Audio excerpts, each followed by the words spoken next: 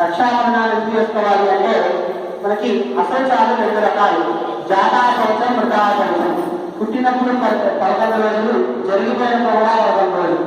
కాబట్టి ఆ స్వామి యొక్క కళ్యాణము చేస్తున్న సమయంలో మనము మన దూరం కానీ దగ్గర కానీ బంధువులు ఎవరికైనా ఉన్నప్పుడు అలాంటివైనా జాతా కవచం, మృతా కవచం వచ్చినా కూడా ఈ స్వామి యొక్క కళ్యాణం చేయడానికి ఈ యొక్క రక్షాబంధనాలు మనకి రక్షిస్తూ ఉంటాయన్నమాట. అంటే ఎలాంటి అసౌకర్యం వచ్చినప్పుడు కూడా మనం కళ్యాణంలో పాల్గొనవచ్చు, ఎటువంటి దోషం కూడా అంతకుండా ఉంటుంది.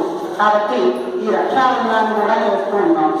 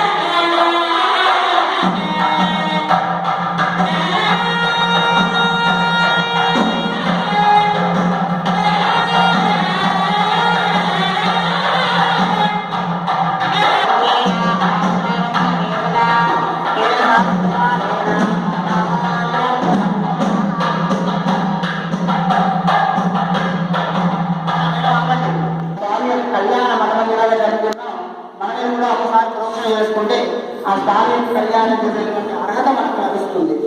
ఓం హరి ఓం పుణ్యాహరేణ భక్తాన్ మోక్షయేత్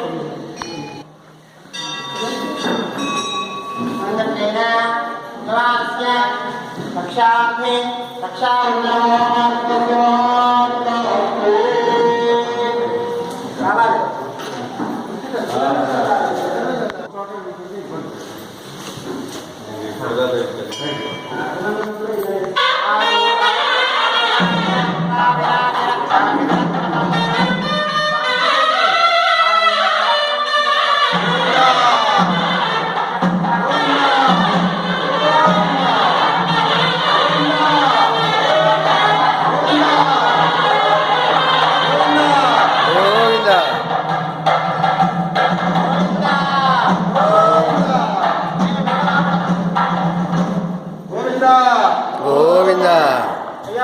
పది మంది ఉన్నారు కదా, బాధపడకూడదు. 10 మంది ఉన్నా 1000 మంది ఉన్నట్టుగా మనకి గోవిందనామాలు చెప్తూ ఉంటే ఏదో ఉత్సవం అవుతుందని చెప్పేసి వస్తారు భక్తులందరూ కూడా. కాబట్టి మనం ఎంత స్వామి స్మరణ చేస్తే అంత పుణ్యమట. ఇక్కడ మనం ఏం చేస్తున్నాం అనేది స్వామికి ఎంత ఎలాంటి మనసుతోటి స్మరణ చేస్తున్నామో అది ముఖ్యమట స్వామికి. కాబట్టి అందరూ కూడా గోవిందనామాలు చెప్పాలి. 70 ఏళ్ళు ఉన్న వాళ్ళు కూడా ఒక్కసారిగా 30 ఏళ్ళు వెనక్కి వెళ్ళండి. ఓం హరి ఓం రక్షార్థే గోవిందా గోవిందా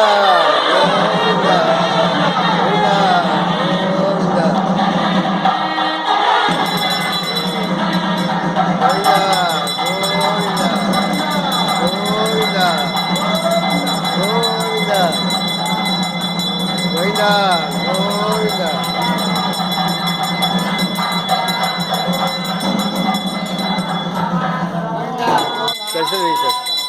విజిటర్స్ భక్తులు